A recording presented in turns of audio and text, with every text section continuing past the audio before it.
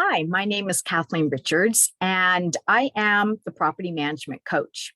Over the next couple of weeks, I'm going to be doing a whole series of little mini trainings on what you need to know so that you can make an informed decision about whether you want to start a property management company and how to go about doing that. So, today is the first lesson. And today's lesson is I want to talk to you about what do you need to know before starting a property management company. The first thing I would say is you need to check to see if within your state or wherever you are going to be doing property management, and I'm referring primarily to residential property management, what sort of licensing is required. So oftentimes I'll get realtors that will call me and say, hey, I want to start a property management company. And they have a real estate license, but not a broker's license. And in many states, in order for you to be an independent, have your own company, you must have a broker's license. Otherwise, as a real estate licensee, you would then need to work underneath a broker that is willing to do property management. That is certainly a possibility, but they're going to be taking part of your commissions, right? And if down the line you ever decide that you want to leave and start your own company, technically all those clients that you brought in and built up into your portfolio belong to the broker. So you would want to make sure, if your intent is to eventually go off on your own, to have an agreement with the broker ahead of time about what you would like to do. Are they willing to help you grow the business? And if you do decide to go out on your own, can you buy those clients from the broker so you have an equitable split? And or over a period of time, the broker's earning money. And when the time comes, if you do want to go out on your own, you're able to do that. You already have an agreement with the broker.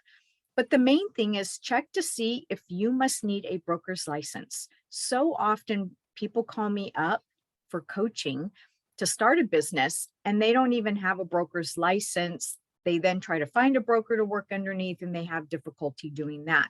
So that's step number one. Find out what licensing is required.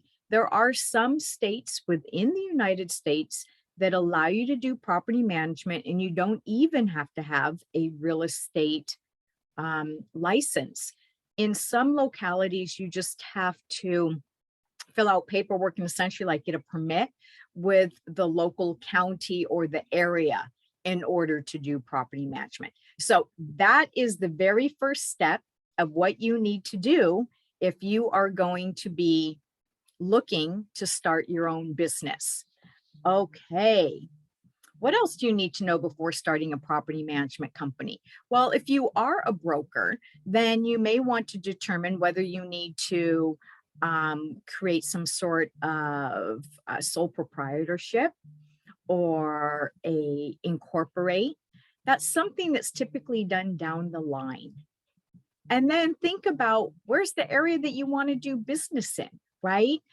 What are you going to do business? Is it going to be residential? Is it going to be commercial? Is it vacation rental?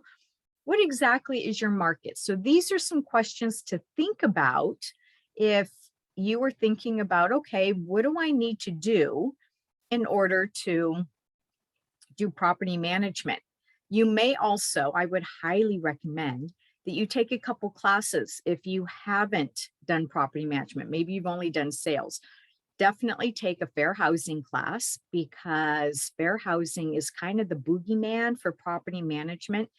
I don't think it has as big of an impact on the sales side. I mean, it does, but because of the duration of transactions are much shorter on the sales side of things, people take their course. But on the property management side, fair housing is a big deal. And there's a lot of nonprofit groups, tenants' rights groups. So you really, really have to know the legalities. So take a fair housing class, look to see if there's other organizations where you want to do property management and see if there are such as NARPM or the National Apartment Association, or if you're doing commercial, it's going to be BOMA. IREM, IREM is another professional association for real estate management.